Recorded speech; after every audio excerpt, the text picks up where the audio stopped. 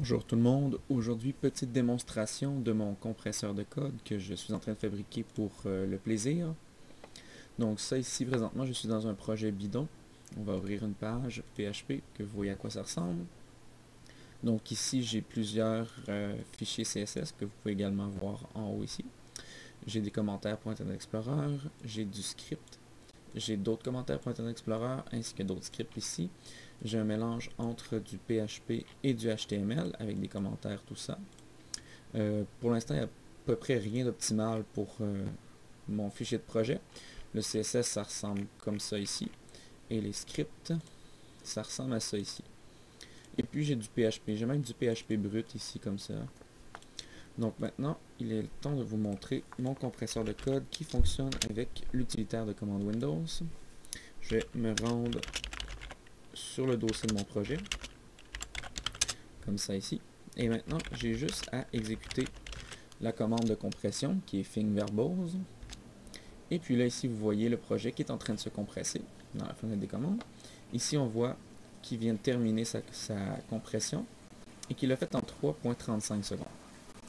Alors maintenant, nous sommes prêts à aller voir notre projet compressé qui m'a créé ici le dossier publié où est-ce qu'il va placer sa compression, qui m'a recréé mon projet.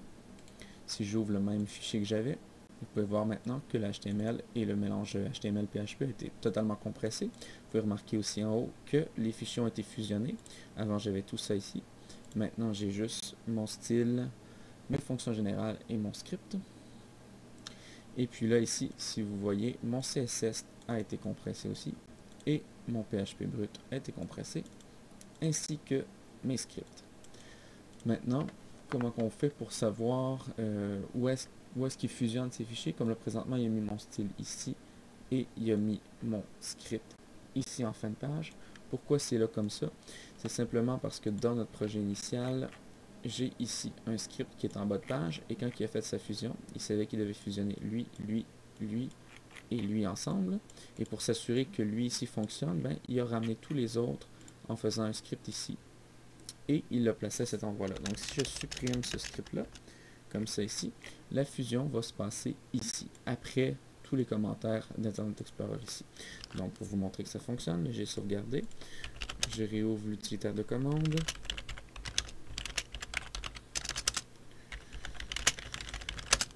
compression en cours, compression terminée, je ferme, Dreamweaver va vouloir tout réouvrir, voilà, Dreamweaver est réouvert, et si vous regardez, il n'est plus ici. La fusion s'est faite ici, tel que prévu, après tous les commentaires Internet Explorer qui n'ont pas été touchés.